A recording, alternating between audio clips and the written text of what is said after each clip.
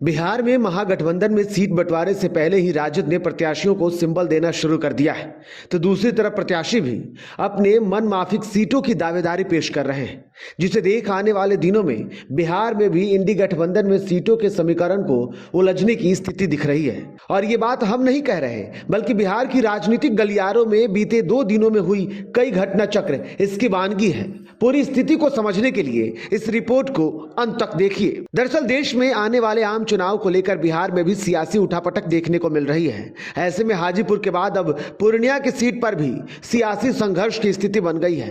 पूर्णिया में पहले से ही तैयारी में जुटे पप्पू यादव ने इस लोकसभा सीट के लिए अपने सिद्धांतों और वादों को भी दरकिनार कर अपनी पार्टी का विलय कांग्रेस में कर दिया और किसी भी कीमत पर पूर्णिया नहीं छोड़ने का ऐलान कर दिया है। पप्पू यादव ने सोशल मीडिया साइट एक्स पर लिखा, मर जाएंगे लेकिन कांग्रेस नहीं छोड़ेंगे, दुनिया छोड़ देंगे, पूर्णिया नहीं छोड़ेंगे। वहीं दूसरी तरफ शनिवार को पूर्णिया के रुपौली से जेडीयू विधायक बीमा भारती ने जेडीयू से इस्तीफा दे दिया है। इसके कुछ ही घंटे बाद वे राजद में भी शामिल हो गई।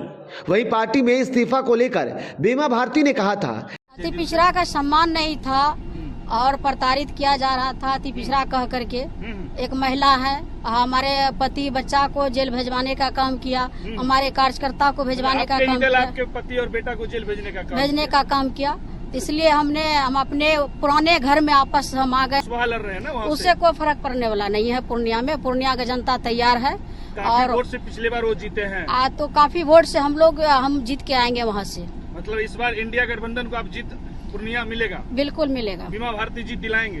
बिल्कुल, जनता दिलाएंगे, हम नहीं दिलाएंगे। पूर्णिया के जनता दिलाएंगे। बिल्कुल साथ है, जनता का ही दुलार प्यार से आए, कोई नई बात नहीं है। 2000 ईस्वी से लगातार विधायक से जीतते आ रहे हैं रुपौली से, और मौका मिलेगा तो लोकसभा से मजबूती साथ पूर्णिया से हम जीतेंगे। इतना ही नहीं, बिहार में महागठबंधन अब तलवार की धार पर चल रहा है, यह कहना गलत नहीं होगा, क्योंकि आरजेडी ने सीट शेयरिंग के ऐलान के बगैर अपने ज्यादातर उम्मीदवारों को सिंबल देना भी शुरू कर दिया है।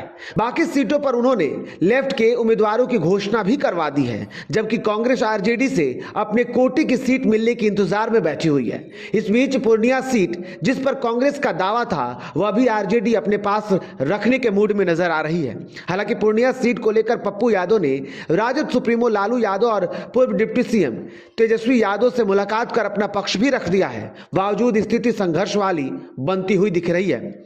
ऐसे में सबसे बड़ा सवाल ये उठ रहा है कि क्या बंगाल की तरह बिहार में भी पहले सीएम नीतीश के बाद अब राजद भी दूर हो जाएगी और बिहार में एनडीए से राजद गठबंधन और कांग्रेस अलग अलग चुनाव लड़ेंगे?